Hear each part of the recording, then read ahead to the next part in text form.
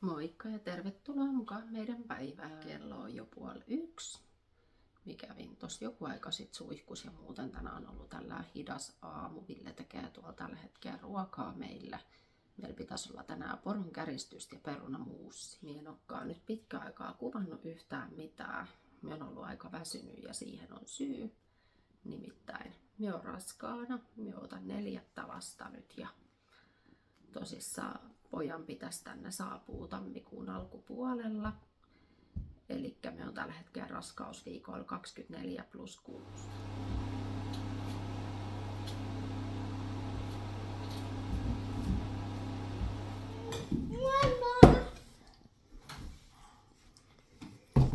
Tuolla on siitä. Tämä on minun ja Eemi. Siis tämä on minun ja Eemi ja Turva. Niinkö?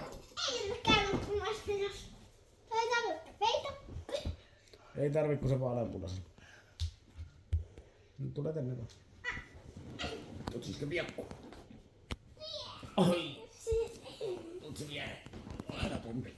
No. Keitin tossa päiväkahvit ja Ville kävi viemässä Aadan tonne kaverille.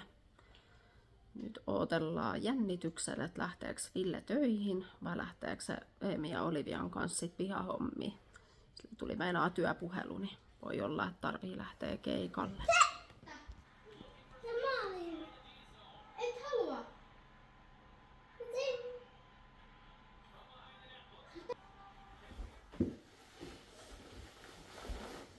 Eemi odottaa.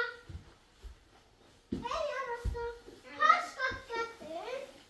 En mä halua. Ei missä hanskoi. Siinä se kävikin, että Ville läks töihin. Mutta ei pitäisi olla mikään pitkä keikka, että kerätään tänään iltalenkille. Pistin Eemin ja Olivian pihalle hetkeksi, kun niillä tuli pleikkarista riita, niin piti pistää peli poikki. Mut joo, me yritän purkaa tässä nyt meidän pyykkisavottaa. Tässä olisi pari koneellista piikattavaa pyykkiä ja sitten minä pistin yhden koneellisen tonne lisää pyörimään.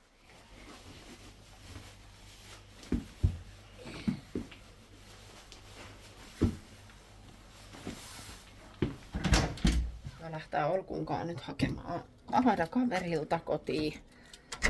Näyttää vähän siltä, että Villellä kestää tänään työkeikka vähän kauemmin. Kello mennään 6:15. Ei mitä on sulle postille?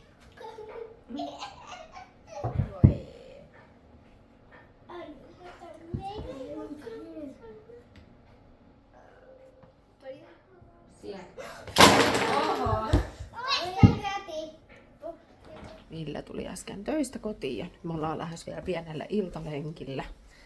Tai kaikki muut paitsi Aada.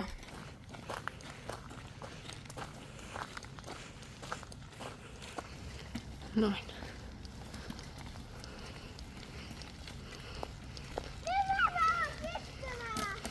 Mutta oli vielä reunaa. Mm.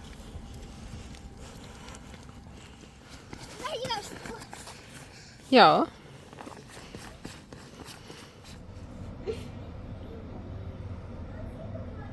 Hienosti menee. Eiku tee vaan. Lapset meni jo maate ja minä pakkasin Olkulle tuossa eskarirepun valmiiksi, niin huomenna on taas sit helppo aamu. Mut nyt mietin mulle ja Villelle saunakamppeet. Mä lähtään pikkuhiljaa saunaan ja sit rauhoitutaan iltatoimiin ja nukkumaan. Mut kiitos kun katoit. Moikka!